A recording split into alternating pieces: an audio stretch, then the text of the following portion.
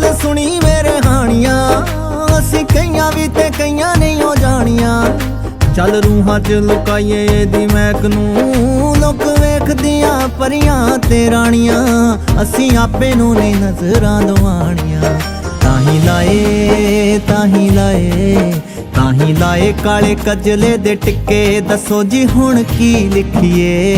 हाय होए मैं ते सज्जन इको मिक्के, दसो जी हुण की लिखिए। होए मैं ते सज्जन इको मिक्के, दसो जी हुण की लिखिए।